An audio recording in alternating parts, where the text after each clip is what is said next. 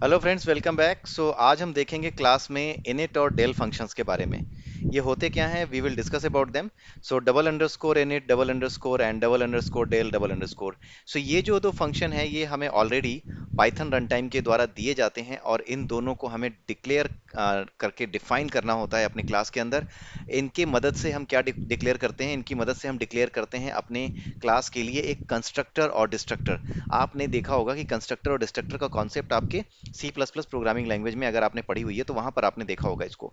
तो जो सी plus plus में कंस्ट्रक्टर होता है उसी का इक्विवेलेंट है इनिट इन पाइथन लैंग्वेज, और सी प्लस प्लस में जो डिस्ट्रक्टर है उसी का जो इक्विवेलेंस है वो है आपका डेल फंक्शन। डेल एक तरीके से डिस्ट्रक्टर के बराबर है और इनिट आपका जो है कंस्ट्रक्टर के बराबर है। कंस्ट्रक्टर क्या होते हैं? इनिट फंक्शन के अंदर आप वो सब चीजें लिख सकते हो जो कि आपको क्लास के ऑब्जेक्ट को इनिशियलाइज करते समय परफॉर्म करनी है। जैसे क्लास को इनिशियलाइज कर क्लास के ऑब्जेक्ट को बनाते समय सपोज आपने एक क्लास बनाई हुई है जो कि डेटाबेस से रिलेटेड है, जो डेटाबेस कनेक्ट करती है।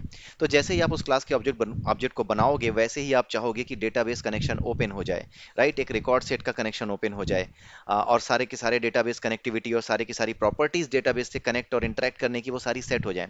वो सारा काम आप क्या किसके अंदर करोगे? आप इनिट के अंदर करोगे, right? Let me write a class और उसके एग्जांपल से हम देख लेते हैं। जैसे right a class with name test class. ठीक है, ये मैंने लिखा है। एंड देन इस टेस्ट क्लास में मैं एक फंक्शन बनाने जा रहा हूँ जो कि है इनिट हमारा। ये पहले से ही होता है इनिट। एंड देन इसमें आपको सेल्फ पास करना नहीं है, इसने अपने आप सेल्फ पास कर दिया। ये जो इनिट मेथड है ये एक कंस्ट्रक्टर की तरह है, और जैसे कि कंस्ट्रक्टर में आपको पता है कि कंस्ट्रक्टर कभी भी कुछ भी रिटर्न नहीं करता, इसलिए यहाँ पर भी नन आया हुआ है।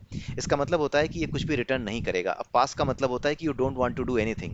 आप इस क्लास में इस फंक्शन में कुछ भी नहीं लिखना चाहते, लेकिन हम लिखना चाहते हैं, जैसे हम कुछ वेरिएबल्स बनाना चाहते हैं। ठीक है, यहाँ पे इनिट में हम सेल्फ के साथ साथ हम दो चीजें और ले रहे हैं, ए एंड बी, जो कि वेरिएबल्स हम पास करेंगे, जिनकी वैल्यू हम पास करेंगे when we will create the object of this test class. ठीक है, यहाँ पर हम क्या कर सकते हैं, self dot dot double underscore a is equal to a, and then self dot double underscore b is equal to b. ठीक है, तो ए और बी दोनों को हमने असाइन कर दिया, right? Now what we will do, इसके बाद हम क्या कर सकते हैं, we can write a method def display.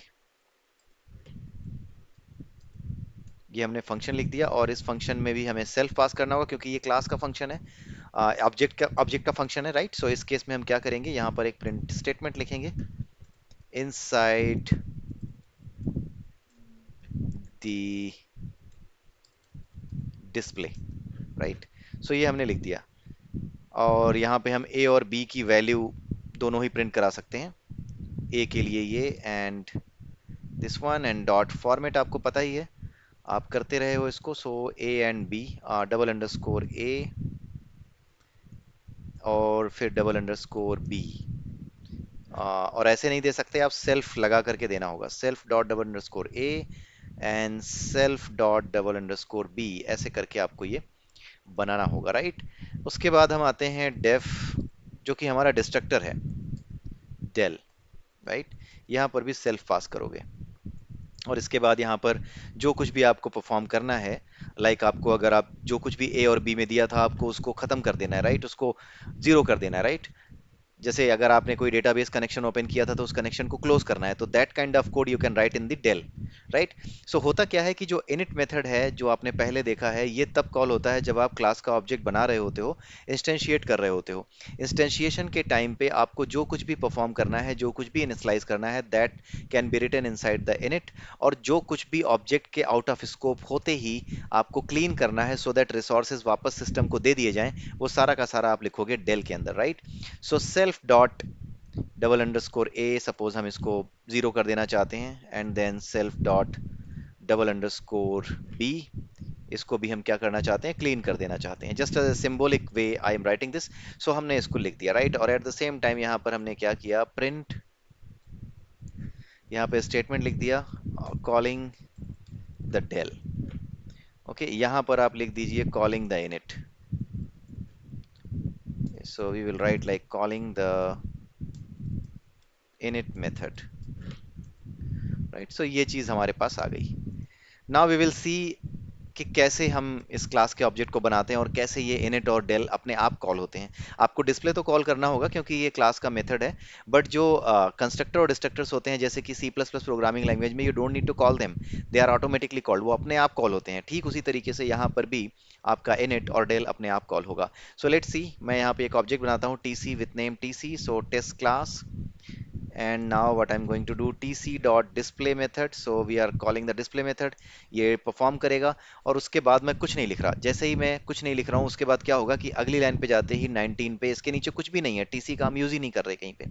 सो जैसे ही हम अगली लाइन पे जाएंगे और when our program will come to an end, उस केस में क्या होगा कि ये डिस्ट्रक्टर को यानी कि इस डेल को कॉल कर लेगा। इनफैक्ट इसको डिस्ट्रक्टर नहीं कहते, बट एक समझ के लिए, बिकॉज अगर आपने सी प्लस प्लस लैंग्वेज पढ़ी है, सो एक समझ के लिए आप इसको डिस्ट्रक्टर की तरह ही ले सकते हैं।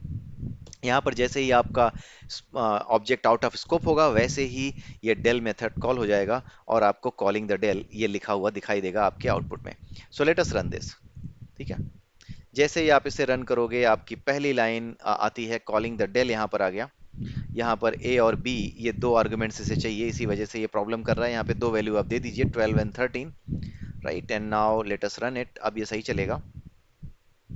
और नीचे आप यहाँ पे दे सकते हैं कॉलिंग द इनिट मेथड। सबसे पहले इसने जब यहाँ पे ऑब्जेक्ट बनाया तो उस केस में इसने क्या किया, कॉलिंग द इनिट मेथड, इस मेथड को कॉल किया और इनिट मेथड को, और ये मैसेज प्रिंट किया। उसके बाद हमने डिस्प्ले कॉल किया एक्सप्लिसिटली। सो डिस्प्ले के केस में इनसाइड द डिस्प्ले ए और बी दोनों की वैल्यू इसने प्रिंट की है 12 एंड 13।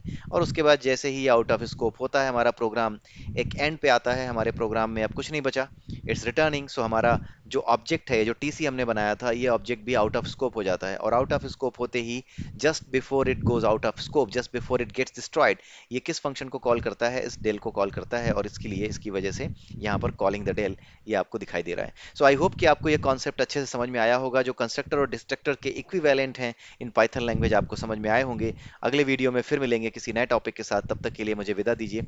और साथ में आप मेरी एक बात मान लीजिए, आप मेरे चैनल को लाइक कीजिए, सब्सक्राइब कीजिए मेरे चैनल को, और अपने दोस्तों के साथ जो है इसको शेयर कीजिए। अच्छी अच्छी चीज़ें आपको यहाँ पर लगातार मिलती रहेंगी।